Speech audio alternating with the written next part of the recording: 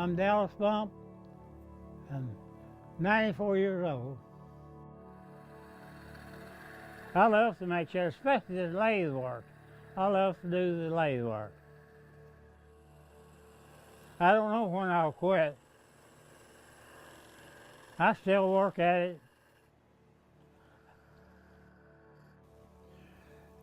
Back in the 30s, I would call it it's probably about 5 or 6 other chair makers in this, say a 5-mile radius here.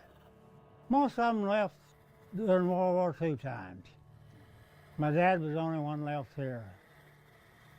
So I just come back and joined him when the end of the war.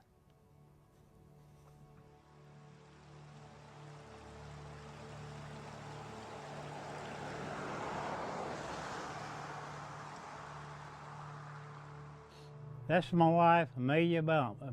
Amelia Arl started. In the south it was Arl, in the north it was Orell. She was right in. She went in with the rest of us. She done the weaving, and that's the first thing my mother taught her. And all the time she was telling her, say, "You're gonna be sorry you're learning." We had a son, and he had a motorcycle accident, and he lived about 2 years before he died. He got brain damage.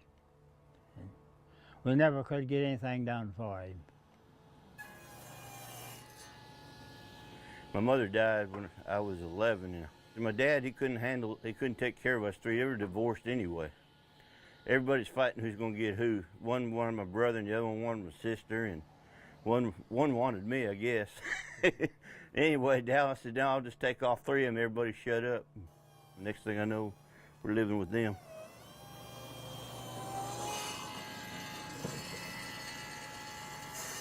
He lived with me until he went to the Air Force. And then when he come back, he worked for Weyerhaeuser. And then when they went out of business, he wanted to make chairs. So I want to get Leon into it while I can still go.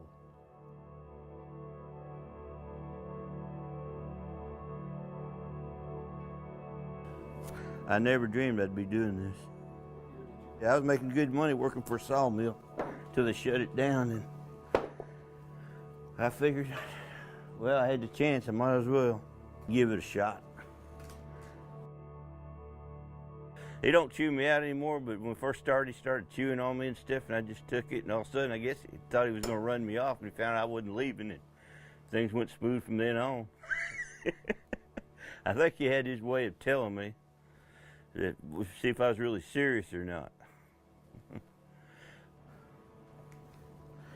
And I've been doing it now for 6 years. I still got a lot to learn. Learning every day. We have no mass production on anything we do. Everything's just one piece at a time.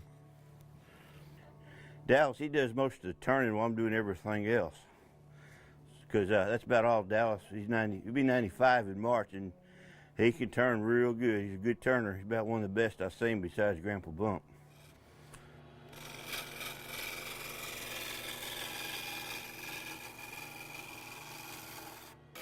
He likes working because it keeps him busy, keeps his mind going. It limbers him up where he can move around a lot. If I ain't up here in 2 or 3 days, I got something going on. They said, "Leon, I need something to turn to keep me going." I said, "Okay, I'll get some stuff together." I think turning is what's keeping him going, is where he can turn the wood and everything, and watching me screw up where he can straighten me out.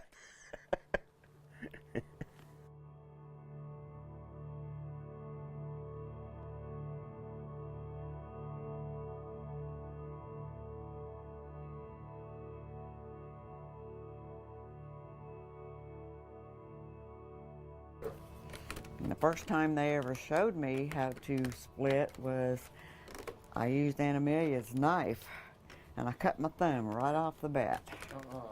Oh yeah, I did. Dallas said, "Donnie, you can't get blood on that." He said, "You're gonna have to," he said, "get it stopping from bleeding." So it's like, okay. But that's what I like to do. I enjoy weaving. You know, Della and Amelia and Julia, all them did it. So, but I just want to carry it on. So I'm glad Amelia and Dallas taught me how to do it. And then I want to go over, under, over, under. That's how I keep my pattern. Yeah, this is a wooden pattern we use when we make our chairs and everything. This is a regular rocker front post.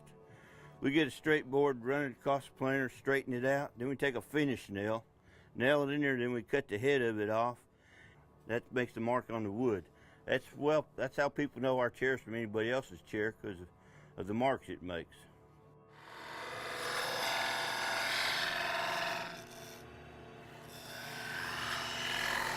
These are marking where the rungs go in the side.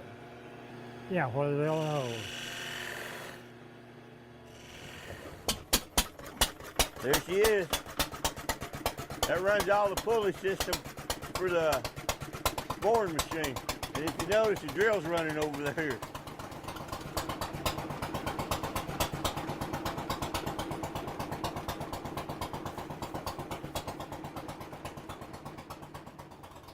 I think the main thing with the chair is to make it, people say they know what it's going to, think they don't know going to fall down with them. And a rocker, it just has to fit a certain way. Making the outside edge of the tent a little bit larger, I'd say about a 32nd larger than it is back at the shoulder, is what we always think is the secret of a good chair. The rungs that goes in the chair are kiln dried. And the posts you put them on, we try to get it about half dry. You want it to dry some so that it won't crack. And you drive it in a half dry piece of wood. When it shrinks on down, well, then you can't hardly take it apart. The fun starts now with the beating. People don't believe we beat our chairs together like we do. We use a axe with the end of it cut off to beat our chairs together. You ain't gonna beat no factory chair with a hammer like this, I can tell you that right now.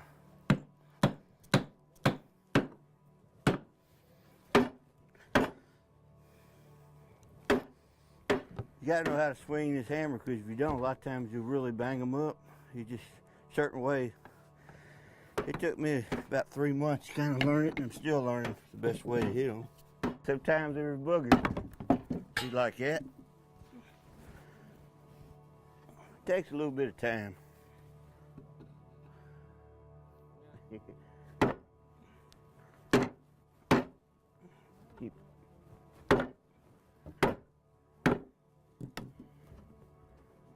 Yeah, there's been a lot of people telling me they're going to learn to make chairs. But a lot of people don't know what all goes into it.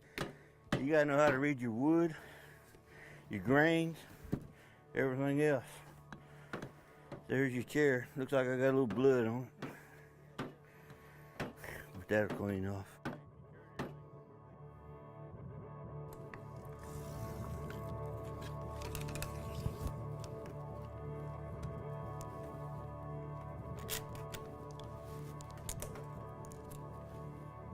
Keep getting hung up with my shirt.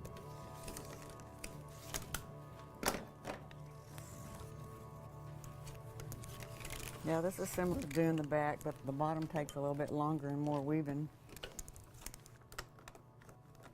The more you do it, the faster you can get at doing it, because didn't Amelia and them, they used to have races who could do the most chairs.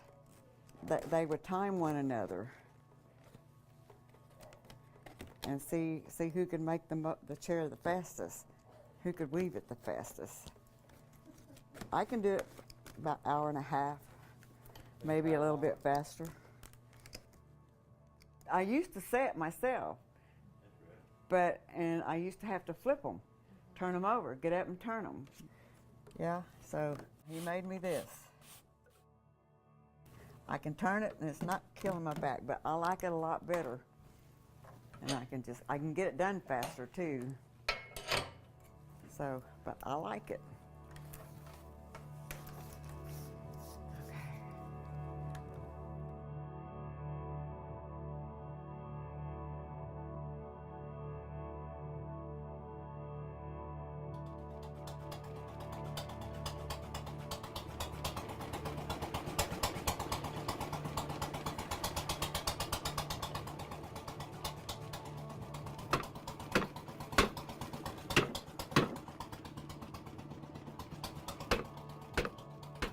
You sit back and you look at it, you're proud of what you do, and it's like a heritage thing that there ain't that many people that does it anymore.